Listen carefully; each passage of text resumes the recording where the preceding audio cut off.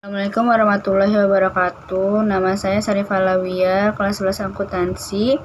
Dalam mata pelajaran akuntansi jasa, saya akan menjelaskan tentang buku besar pembantu piutang. Buku besar pembantu piutang adalah buku besar umum yang akan sangat membantu perusahaan dagang dalam memberikan kemudahan informasi tentang adanya piutang. Jadi, fungsi buku besar pembantu piutang yang paling utama adalah untuk memberikan informasi tentang adanya piutang usaha. Selanjutnya, buku besar pembantu piutang tersebut akan menjadi informasi yang penting untuk mengambil keputusan dengan menghimpun data-data lain dari buku besar umum milik perusahaan dagang.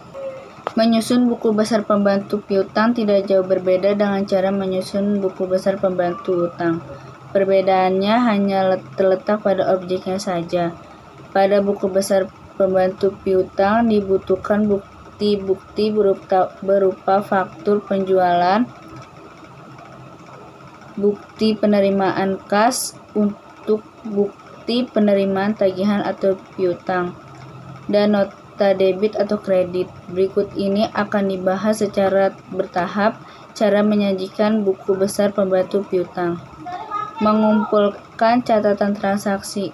Tahap pertama yang perlu diperhatikan saat akan menyajikan buku besar pembantu piutang adalah mengumpulkan catatan transaksi.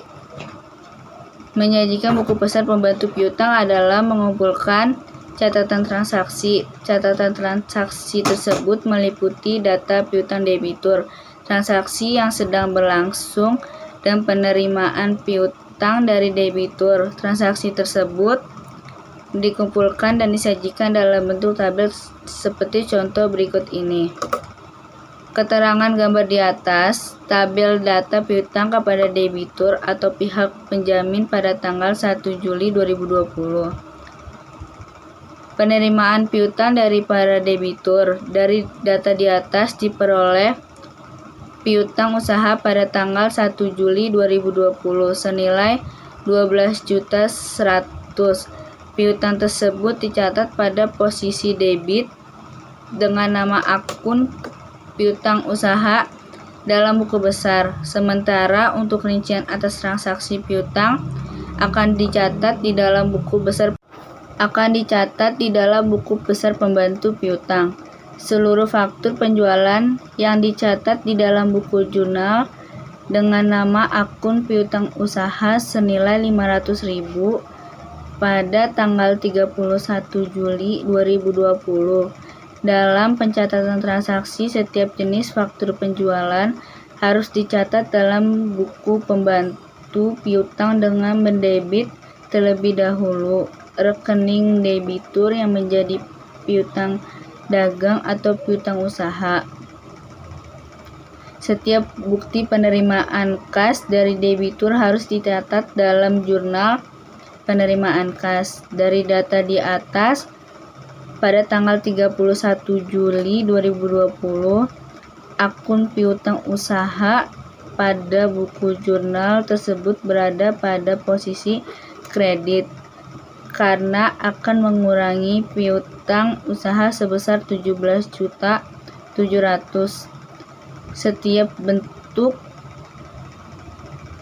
Setiap bentuk bukti penerimaan juga harus dicatat pada masing-masing bukti penerimaan kas. Menyusun transaksi dalam buku besar.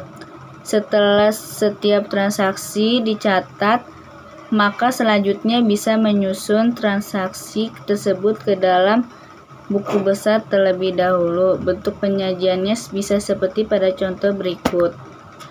Dari tabel buku besar di atas terdapat dalam kolom referensi untuk mencantumkan jenis jurnal atas setiap transaksi.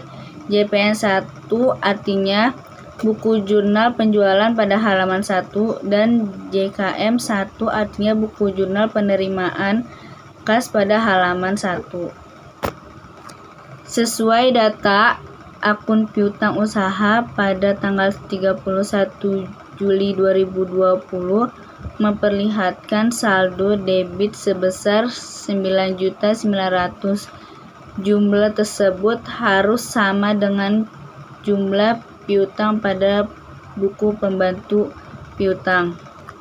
Membuat buku besar pembantu piutang usaha setelah penyajian transaksi di buku besar selesai. Selanjutnya, setiap transaksi piutang kreditur bisa dipindahkan ke dalam buku pembantu piutang usaha. Adapun contoh dari buku pembantu piutang usaha tersebut yaitu informasi piutang dagang maupun piutang usaha dari kreditur Anda harus termuat dalam buku besar dan buku pembantu piutang.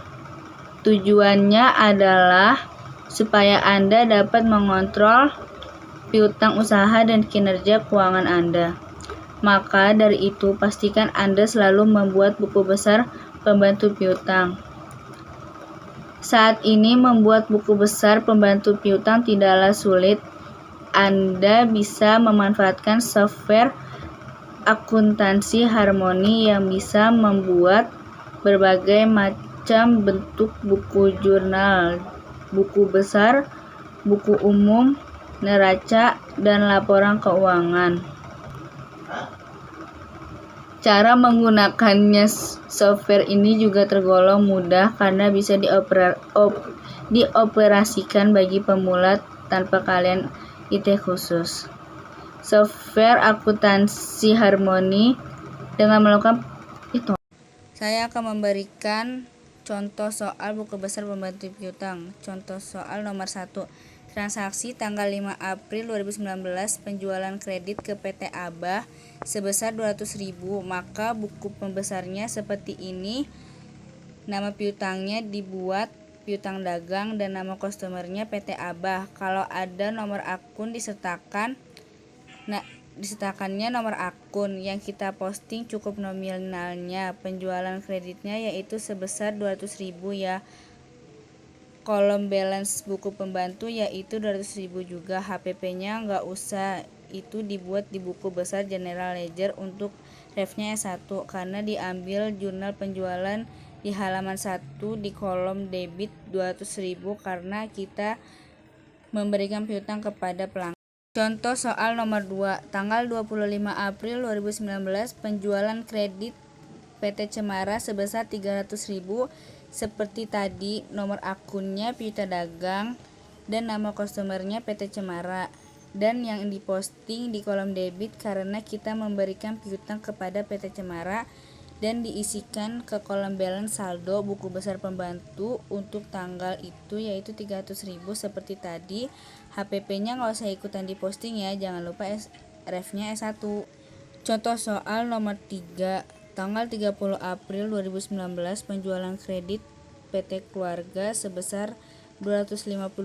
Nomor akunnya piutang dagang, nama customernya PT Keluarga di kolom debit karena kita memberikan piutang kepada PT Keluarga dan diisikan ke saldo buku besar pembantu piutang untuk tanggal itu yaitu 250.000 seperti tadi. HPP-nya tidak usah diposting dan diposting di buku besar pembantu dan refnya di S1.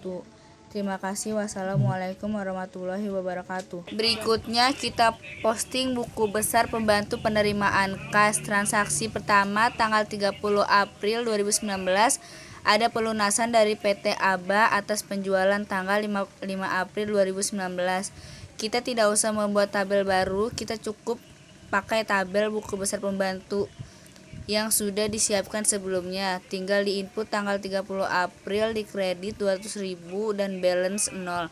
Kenapa dikredit? Karena pelanggan melunasi utangnya sehingga piutang yang sudah kita catat harus dikurangi dengan piutang yang setelah kita terima. Balance 0 karena di debit 200.000 dan di kreditnya 300.000 sehingga saldonya menjadi 0. Jangan lupa refnya CR1 berarti diambil dari jurnal penerimaan kas halaman 1.